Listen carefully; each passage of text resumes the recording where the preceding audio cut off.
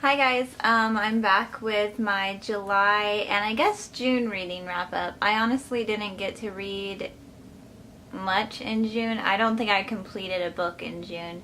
I did finish parts of books, but I didn't finish anything. So I'm just gonna, just July reading wrap up. I don't have too many books this month to tell you guys about, but I do have a little handful. I need to stop being like, oh man, I only have 3 books that I read. 3 books a month is still more than some people read in a year, and so I need to stop thinking like that. This month there was a challenge called the Booktubeathon, and I was very unprepared for it. I literally found out about it either the day before or the day of, I can't remember. But I had 7 books that I had planned on reading, and the goal was to read 7 books in 7 days. I didn't complete that challenge. I did read 3 out of 7 though, and I feel like that's a good number. Because it was more than I was planning on reading to begin with. Let's just get right into it.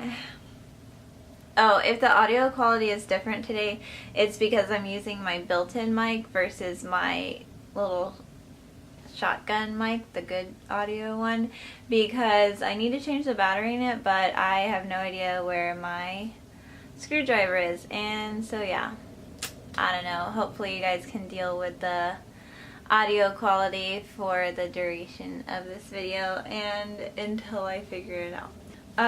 This was the second book that I read during the Booktubeathon challenge, and I'm doing a separate video review for this one, so I'll leave the link below to that, or if I don't post that first, then subscribe to my channel so you can watch it when I do post it. This one was good. I really enjoyed it. It's a poetry book, which I didn't know going into it. I actually bought it without even reading what it was about, because I am a ridiculous impulsive person when it comes to book buying. This one was good. Next up was Wit and Wisecracks by Mark Twain.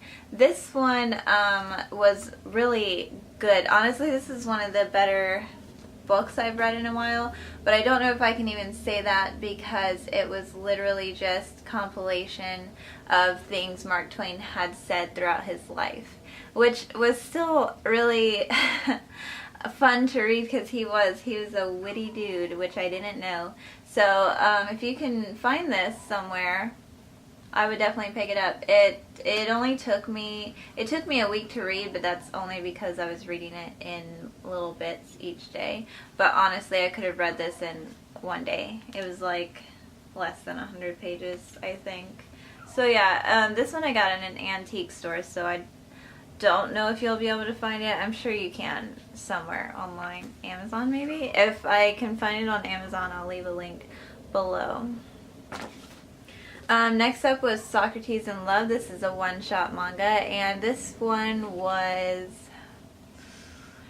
okay. It wasn't the worst thing I've read, but it was, I don't know, kind of corny. Like I said in my last video, there is a novel that it was based off of, and I feel like the novel would be a lot better.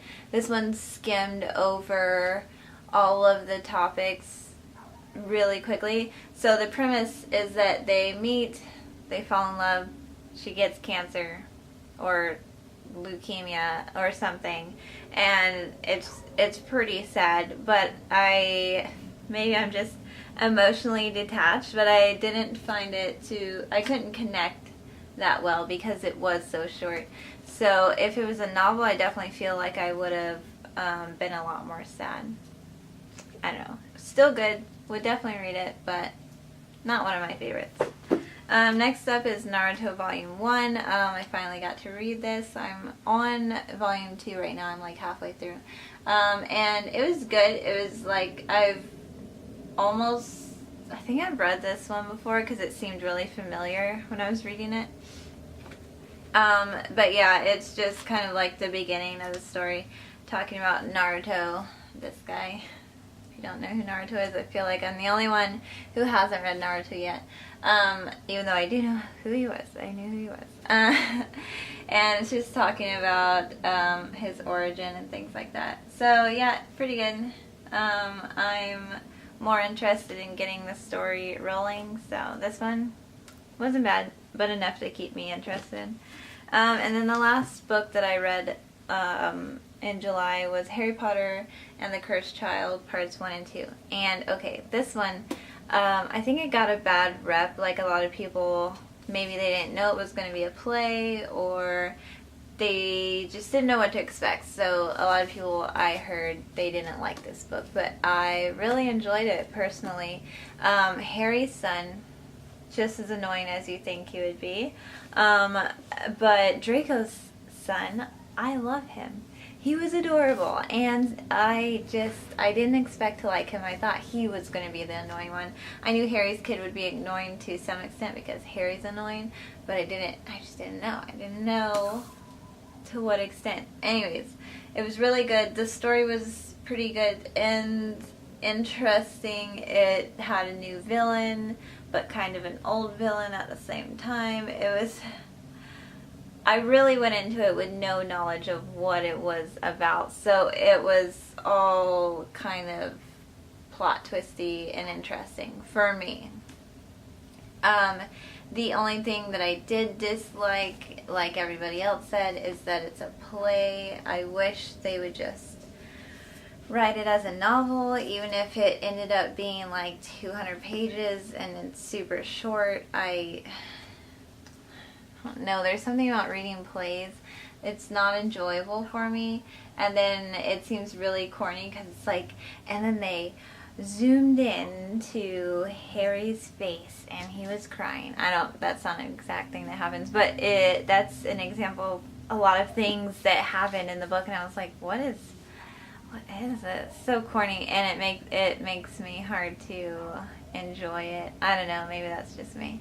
Anyways, that's all I read this month, and it doesn't feel like that much, and I think it's because I pounded through most of these books in a short amount of time, like literally the last week of July. But yeah, I'm happy that I participated, even if I didn't complete the challenges, because otherwise I had only completed 2 books last month, and so now I have 5 that I finished. Yay me. Yay me. Anyways, so I'm doing this thing now, Amazon affiliate links, and so essentially I get a percentage of anything you buy from my links. It's a very small percent. I think it's like 0.02% or something like that. But anyway, so if you buy any of the books that I am recommending you or telling you about, I leave all the links below, and if you buy it, I get a percentage of the sale. So it's like a cool little 2-for-1 deal. Anyways, that's it. Tell me what you've been reading. Tell me what kind of videos you want to see from me. I'm going to leave the winner to my bookmarker giveaway in the description below, because I need to go through and do the random comment picker thing, and so I'll post it down below. And make sure you comment at me or email me or DM me or Twitter or something if you are the winner, because I didn't think about asking you guys for a way to contact you because I suck. So yeah, if you're not following me on Twitter, Instagram, Patreon, make sure you follow me on all those things. Subscribe to me here if you haven't already. I think next I'm going to be doing an updated Patreon video, because a lot of people don't seem to really understand what Patreon is. They think it's just like a GoFundMe, like they think it's just artists asking for money, and that's absolutely not the case, at least not for me. Each pledge, you get something in return for your money. In fact, you get more than you're pledging, because it is like a group effort to fund the project. Anyways, enough rambling. Thank you for watching this video. Bye!